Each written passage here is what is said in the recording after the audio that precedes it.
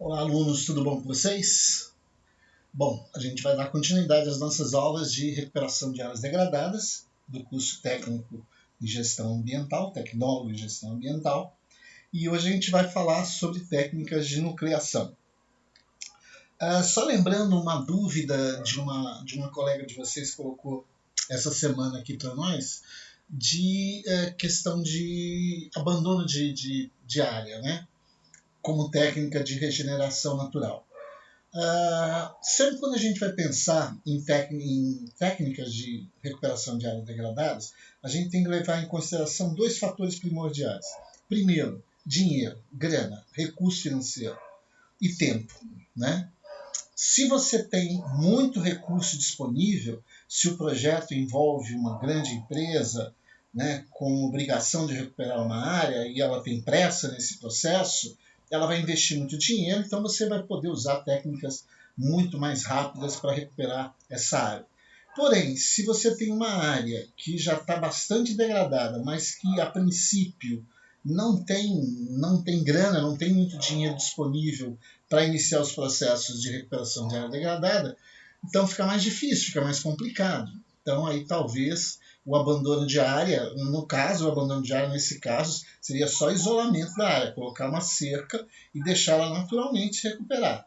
Vai levar muito mais tempo, vai levar um tempo considerável, eu digo até um tempo geológico, né? Que vai depender de um espaço de tempo muito mais longo para que a área possa se regenerar sozinha. Tá? Então a gente tenta sempre buscar essa associação entre a disponibilidade de recursos que eu tenho e o tempo que eu tenho disponível para recuperar essa área. Então é sempre esse embate aí entre o que eu tenho de recursos para recuperar e o que eu realmente posso fazer. Tá? Então, dando continuidade, a gente vai falar hoje sobre uma técnica. Vamos lá para o nosso quadro, né, que é a nucleação como uma ferramenta de recuperação de áreas degradadas, ainda usando o mesmo material da professora Sônia Baconi, lá do Instituto Federal do Paraná. Então, lembrando que nucleação, o próprio nome já está dizendo, seria a formação de núcleos, tá?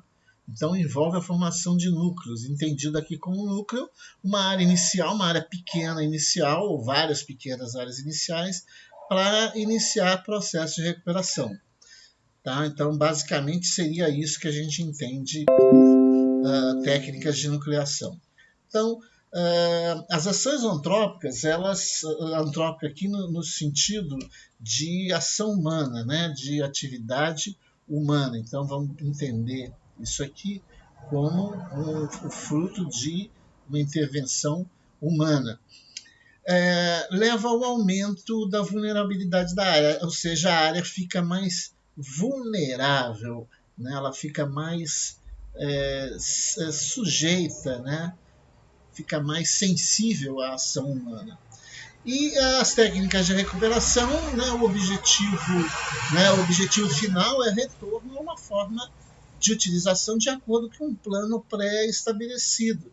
Esse plano pré-estabelecido, a gente já discutiu algumas vezes, pode ser desde uma atividade nova, né, ou mesmo uma atividade igual ao que tinha no passado, ou até mesmo chegar o mais próximo ao que era no passado. Então, o plano que foi estabelecido precisa ser posto em prática para recuperar essa área. Dentre as técnicas, o que a gente entende por técnicas nucleadoras de restauração? Seria a formação de microhabitats, ou seja, vários pequenos microespaços que serviriam de abrigo, serviriam de lugares para alimentação, reprodução, proteção, né? E que levem em consideração as relações, as interações que ocorrem de uma planta em relação a outra, ou de planta com relação a organismos, ou de plantas em relação a animais. Então, basicamente, a gente entende a nucleação como esse conjunto de técnicas que visa formar esses pequenos microhabitats. A nucleação é a capacidade que uma espécie tem em propiciar uma significativa melhora na qualidade ambiental, aumentando, né, a probabilidade de ocupação por várias espécies. Então, a partir do momento que você consegue melhorar a qualidade ambiental de uma área, né, entendido como essa qualidade ambiental, a questão do ar, do solo, da disponibilidade de nutrientes. Então, quando você melhora essa qualidade ambiental, é bem provável que você vai ter essa área sendo ocupada por diversas espécies, né? No processo de reconstituição para recuperação de áreas degradadas, você tem que buscar espécies que mais se aproximam das que existiam naquele espaço. Então você precisa fazer um inventário inicial da área. Se a área está muito degradada, você vai ter que buscar. Se você tem uma área, né, e essa área está completamente devastada, você vai buscar informação nas áreas próximas, em alguns núcleos florestais que existam próximos, que você possa obter sementes, você pode obter informações sobre a microfauna, alguma coisa assim. Não se aconselha para essas nucleações o uso de espécies exóticas. O que a gente entende por espécies exóticas? São espécies que não são originárias daquela área. Por exemplo, aqui no Brasil se fala muito no eucalipto, mas pouca gente sabe que o eucalipto é uma espécie exótica, ela não é daqui. O eucalipto veio da Austrália. Então, várias espécies, inclusive a própria jaca não é uma espécie nativa do Brasil, mas se deu muito bem aqui. Tá? Assim como o eucalipto também se deu muito bem aqui. Então, quando você faz uma reconstituição de uma área degradada, você busca espécies que estavam mais adaptadas àquela condição daquele ambiental. Como é que você vai descobrir isso? Avaliando as áreas do entorno. Então, você vai buscar informações com relação ao entorno da área. A primeira técnica que a gente vai ver aqui, né, é a técnica de transposição de solo. O que consiste essa técnica de transposição de solos? Você vai fazer escavar um pequeno buraco no chão. As dimensões aqui são variadas, né? Não saberia dizer assim a grosso modo, mas seria coisa assim de 30 centímetros aproximadamente, né? Em que você vai trazer solos de alguma área, né? Você vai colocar um solo, né, que esse solo seja um solo orgânico, e na medida que você traz esse solo, junto com ele está vindo semente, estão vindo micro-organismos, e esses materiais, esses organismos, eles vão iniciar um processo de expansão, de colonização das áreas próximas. Então, forma-se um núcleo que, a partir desse núcleo, ele se espalha para as áreas vizinhas. Ele vai buscar, né, alternativas de espaço na medida em que a disponibilidade de alimentação, de nutrientes, ela ficar limitada nesse lugar. Então, você tem a transposição do solo como uma das técnicas utilizadas. Outra técnica muito comum é a técnica de semeadura direta e hidrossemeadura, ou seja, de plantio mesmo, de gramíneas nativas e leguminosas, principalmente as leguminosas, que são rápidas, são espécies que têm um crescimento rápido, né? E esse crescimento rápido favorece uma rápida ocupação. Uma característica é a alta diversidade de espécies, então você vai fazer plantios, né, diretamente ou utilizando hidrossemeadura, que é o plantio junto com sementes já disponíveis em água. Então você faz o plantio direto no esguicho ali, né, utilizando essa técnica. Uma outra técnica de nucleação é a construção de poleiros artificiais, né? Esses locais seriam ideais para pouso de pássaros. Você tem poleiros artificiais secos, que seriam construídos com galhos secos, né? Então você tem o uso de galhos secos para nesse caso, né? Vivos com galhos verdes com folhagem. Então aqui nesse B aqui você teria um exemplo mais ou menos disso.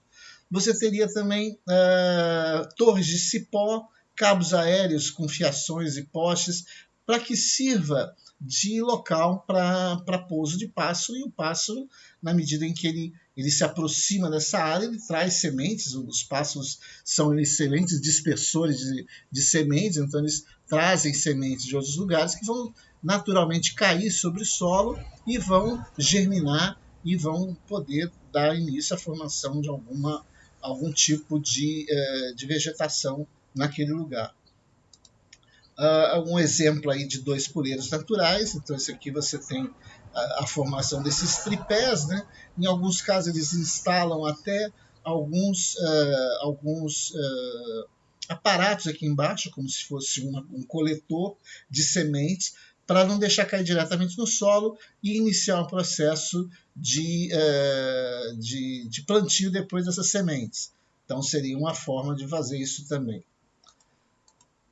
Uma outra técnica de nucleação é a transposição de galharia, ou seja, você trazer galhos, né, de outras áreas, né, de áreas próximas, que serviriam como abrigo natural de fauna, de repouso, de caça, que ajuda no processo de decomposição de matéria orgânica e cria sombra e umidade para determinadas espécies. Então, isso aqui acaba se transformando numa área de abrigo, numa área de reprodução de espécies através da criação de microambientes. Você está aqui num lugar, você está criando um microambiente favorável à proliferação de espécies, principalmente micro-organismos, mas também de sementes, de desenvolvimento de nichos geológicos, de nichos ecológicos nesses lugares. Então, é uma outra forma de fazer esse processo.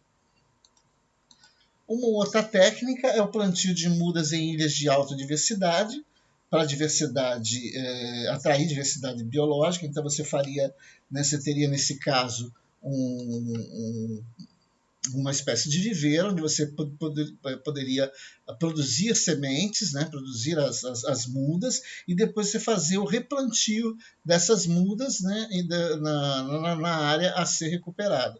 Então você faria o plantio direto, né, dessas espécies que você reproduziu no seu viveiro. Vamos para mais uma técnica de nucleação. Né? A última técnica que a gente vai colocar aqui seria a técnica de transposição de chuva de sementes. Então, nessa fase, você tem a instalação de coletores de sementes dentro de florestas. Então, você poderia pegar em áreas que você já tem uma certa biodiversidade ainda preservada, né? Instalaria esses coletores, que seriam nada mais do que construções feitas de madeira, com um tecido ou qualquer tipo de material que tivesse uma trama, para permitir que as sementes que fossem caindo, né, elas fossem coletadas aqui, e não permitiria, por exemplo, o acúmulo de água. Então seria uma espécie de trama um pouco mais grosseira, né, feito de material que permitisse a passagem da água. Aqui um outro exemplo de um coletor instalado numa floresta umbrófila mista.